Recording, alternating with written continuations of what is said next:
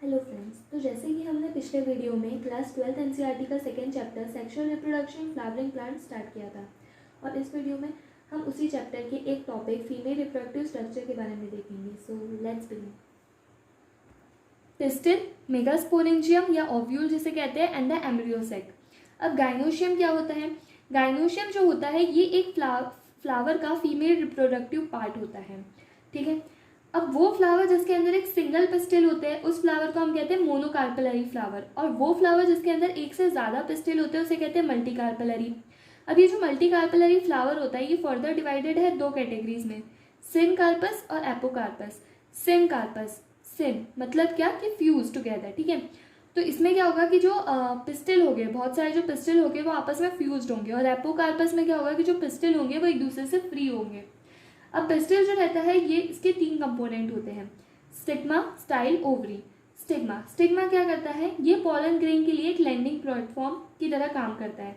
ठीक है, एंथर होगा, एंथर से पॉलन ग्रेन रिलीज होंगे। अब अगर हम चाहते हैं कि फर्टिलाइजेशन हो तो फर्टिलाइजेशन होने के लिए पॉलन ग्रेन को जो है सबसे पहले स्टिग्मा पर लैंड करना पड़ता है। तो स्टिग्मा जो रहते हैं वो किसकी तरह काम करते हैं? As a landing platform for the pollen grain. Style, style क्या होता है? Elongated slender part beneath the stigma. जैसे ये स्टिग्मा है, इस स्टिग्मा के नीचे ये एक इलोंगेटेड है स्लेंडर पार्ट होता है। ओवरी, ओवरी क्या होता है? ओवरी जो है ये नीचे का हिस्सा होता है, बेसल। बेसल बल्ज्ड दिख रहा है थोड़ा सा, तो ओवरी जो रहता है ये बेसल बल्ज्ड पार्ट होता है। ओवरी जो होती है इसके अंदर होती है एक ओवेरियन कैविटी जिसे हम कहते हैं लॉक्यूल। ठीक है, इस ओवेरियन कैविटी के अंदर या लॉक्यूल जिसे हम कहते हैं उसके अंदर क्या होता है? एक प्लेसेंटा होता है, और इस प्लेसेंटा से अटैच्ड होता है मेगास्पोरेंजिया जिसको हम कॉमनली ओव्यूल भी कहते हैं। तो इस प्लेसेंटा से कौन अटैच्ड है? मेगास्पोरेंजिया, जिसे हम कॉमनली ओव्यूल भी कहते हैं। अब इसके कुछ एग्जाम्पल देखते हैं, जैसे कि वीट पैडी मैंगो। तो वीट पैडी मैंगो जो रहते हैं इनके प्लांट्स के अंदर जो पिस्टिल के अंदर ओवरी होती है वो ओवरी में एक सिंगल ओव्यूल होता है। वह जो पपाया, वाटरमेलन और ऑर्चिड्स होते हैं, तो पपाया, वाटरमेलन और ऑर्चिड्स की ओवरी के अंदर एक से ज़्यादा ओव्यूल होते हैं।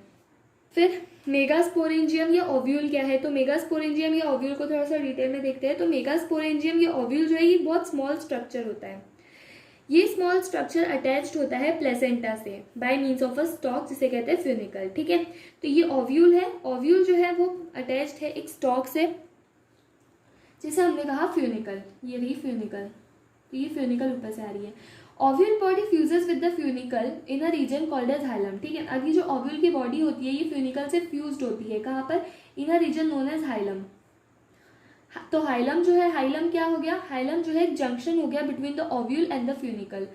अब क्या होता है कि अब ये जो ओव्यूल होता है, ये ओव्यूल जो रहता है इसके ऊपर एक या दो प्रोटेक्टिव एनवेलप होते हैं जिसे हम कहते हैं इंटेगमेंट्स। ठीक है, तो ये ओव्यूल है, ओव्यूल के ऊपर एक या दो प्रोटेक्टिव कवरिंग है या प्रोटेक्टिव एनवेलप है जिसे हम कहते हैं इंटेगमेंट। जैसे ये हो गया आउटर इंटेगमेंट और ये जो है ये हो गया इनर इंटेगमेंट।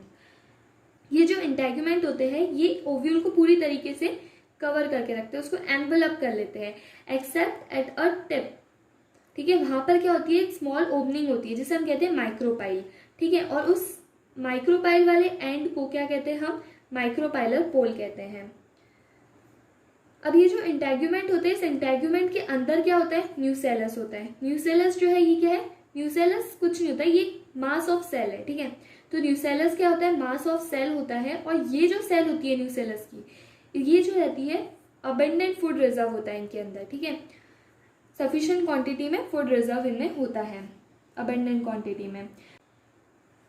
अब ये जो न्यूसेलस होता है इस न्यूसेलस के अंदर क्या होता है? एम्ब्रियो सैक होता है। ठीक है, ये एम्ब्रियो सैक है या फिर इसे हम फीमेल गैमेटोफाइट भी कहते हैं। अब ये जो हमने माइक्रोपाइलर एंड देखा था या माइक्रोपाइलर पोल देखा था, इसके अपोजिट एक एंड होता है जिसे हम कहते हैं चलाजल पोल।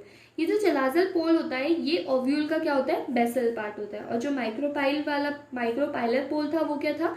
टिप था। ठीक है, अब एक ओव्यूल जो होता है, एक ओव्यूल में जनरली एक ही एम्ब्रियो सैक होता है। ठीक है, और ये एक एम्ब्रियो सैक जो है ये कहाँ से बनता है? मेगास्पोर से बनता है। अब मेगास्पोरोजेनेसिस क्या है? मेगास्पोर्स का formation from the megaspore mother cell. ठीक है, मेगास्पोर मदर सेल से मेगास्पोर्स का फॉर्मेशन होना, इसी चीज को कहते हैं हम लोग मेगास्पोरोजेनेसिस। अब जो ओव्यूल होते हैं, ओव्यूल डिफरेंशिएट होगा at the micropylar region into one megaspore mother cell, ठीक है। तो ये जो ओव्यूल था ये एट द माइक्रोपाइलर पोल किसमें डिफ्रेंशिएट होगा, एक मेगास्पोर मदर सेल में, ठीक है। फिर इस एक मेगास्पोर मदर सेल के अंदर मायोटिक डिवीजन होगा। मायोटिक डिवीजन से क्या होगा कि ये जो एक मेगास्पोर मदर सेल थी ये 4 मेगास्पोर्स में डिवाइड होगी। फिर ये जो 4 मेगास्पोर है, इस 4 मेगास्पोर में से जो एक मेगास्पोर होगी यही हमारी क्या होगी, जनरली एक ही फंक्शनल होगी, और जो बाकी की 3 होगी वो नॉन फंक्शनल होगी और डीजेनरेट हो जाएगी। अब ये जो एक मेगास्पोर है यही हमारी फिर फर्दर डिफ्रेंशिएट होगी और किसमें डेवलप होगी, फीमेल गैमेटोफाइट या फिर एम्ब्रियोसेक जिसे कहते हैं। तो फीमेल गैमेटोफाइट या एम्ब्रियोसेक में ये डिफ्रेंशिएट होगी, डेवलप होगी। अब जो एक मेगास्पोर मदर सेल होती है, मेगास्पोर मदर सेल के कुछ फीचर्स होते हैं, जैसे कि ये जो होती है ये बहुत लार्ज सेल होती है, डेंस साइटोप्लाज्म होता है और प्रोमिनेंट न्यूक्लियस होता है इसके अंदर। अब अगर क्या होता है कि अगर जो एम्ब्रियोसेक है वो एक ही मेगास्पोर से बन रहा है, अगर एम्ब्रियोसेक एक ही मेगास्पोर से बन रहा है तो इस तरीके के फॉर्मेशन को हम लोग या इस तरीके के डेवलपमेंट को हम लोग क्या कहते हैं, मोनोस्पोरिक डेवलपमेंट कहते हैं, क्योंकि एक ही मेगास्पोर से एम्ब्रियोसेक का डेवलपमेंट हो रहा है। तो अब देखते हैं फॉर्मेशन ऑफ द एम्ब्रियोसेक, ठीक है। अब एम्ब्रियोसेक का फॉर्मेशन कैसे होता है, तो nucleus of the functional megaspore, हम देखा था कि 4 मेगास्पोर बनती है, उसमें से एक जो रहती है वो फंक्शनल मेगास्पोर होती है, और फिर वही फंक्शनल मेगास्पोर आगे जाके डेवलप होती है किसमें, एम्ब्रियोसेक में, ठीक है। तो ये जो फंक्शनल मेगास्पोर का न्यूक्लियस होता है इसके अंदर क्या होता है, माइटोटिक न्यूक्लियर डिवीजन, ठीक है, न्यूक्लियर डिवीजन हो रहा है, सिर्फ न्यूक्लियस का माइटोटिक डिवीजन हो रहा है। तो इस वजह से जो फंक्शनल मेगास्पोर का न्यूक्लियस था ये अब क्या हो जाएगा, 2 न्यूक्लियाई का फॉर्मेशन होगा इससे, ठीक है। अब ये जो 2 न्यूक्लियाई होंगे, ये 2 न्यूक्लियाई अपोजिट पोल्स पर मूव करेंगे, ठीक है। तो इससे क्या हो गया, हमारा बन गया 2 न्यूक्लिएट एम्ब्रियोसेक, ठीक है, 2 न्यूक्लियस वाला एम्ब्रियोसेक।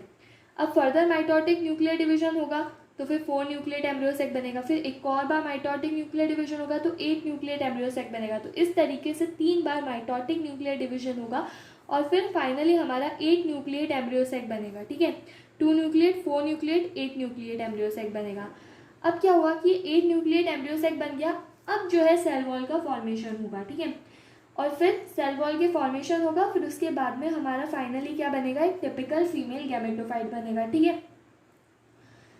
उसके बाद में हम देखते हैं कि जो 8 न्यूक्लिएट एम्ब्रियोसेक था या फिर जो भी हमारा टिपिकल फीमेल गैमेटोफाइट था, इसके अंदर जो 6 न्यूक्लियाई होती है, 6 न्यूक्लियाई होती है, वो सेल वॉल से सराउंडेड होती है, और जो 2 न्यूक्लियाई होती है जिन्हें हम कहते हैं पोलर न्यूक्लियाई, ठीक है, पोलर न्यूक्लियाई, ये जो रहती है ये किसी सेल वॉल से सराउंडेड नहीं होती है, ये लार्ज सेंट्रल सेल में, ये हमारी लार्ज सेंट्रल सेल है, तो इस लार्ज सेंट्रल सेल में ये लाई करती है below the egg apparatus, egg apparatus के नीचे, ठीक है। अब एग अपैरेटस जो होता है, एग अपैरेटस में क्या होता है, एग अपैरेटस में होती है दो, एग अपैरेटस के कॉन्स्टिट्यूएंट्स क्या होते हैं, किसमें आती है 2 सिनर्जिड्स और 1 एग सेल, ठीक है, 2 सिनर्जिड्स और 1 एग सेल। अब ये जो सिनर्जिड होती है, सिनर्जिड के अंदर क्या होता है, सेल्यूलर थिकनिंग होती है एट द माइक्रोपाइलर टिप। तो ये माइक्रोपाइलर टिप है, यहाँ पर क्या होती है, सिनर्जिड के अंदर सेल्यूलर थिकनिंग होती है, ठीक है, इसे हम क्या कहते हैं, फिलीफॉर्म अपैरेटस। और ये फिलीफॉर्म अपैरेटस का काम क्या होता है, ये पोलन ट्यूब को गाइड करती है इनटू द सिनर्जिड, ठीक है। अब एक टिपिकल जो एम्ब्रियोसेक होता है उसके अंदर सेल्स का ऑर्गेनाइजेशन किस तरीके से होता है, तो क्या होता है ना कि जो चलाजल एंड होता है, चलाजल एंड पे होती है 3 एंटीपोडल सेल्स, चलाजल एंड पे क्या होती है, 3 एंटीपोडल सेल्स होती है। माइक्रोपाइलर एंड पे हमने अभी देखा कि एग अपैरेटस होता है जिसमें 2 सिनर्जिड्स और 1 एग सेल आती है, और सेंटर में क्या होती है, 2 पोलर न्यूक्लियाई होती है, ठीक है। अब एक टिपिकल एंजियोस्पर्म एम्ब्रियोसेक जो रहता है वो कैसा होता है, 8 न्यूक्लिएट 7 सेल्ड होता है एट मैच्योरिटी, ठीक है।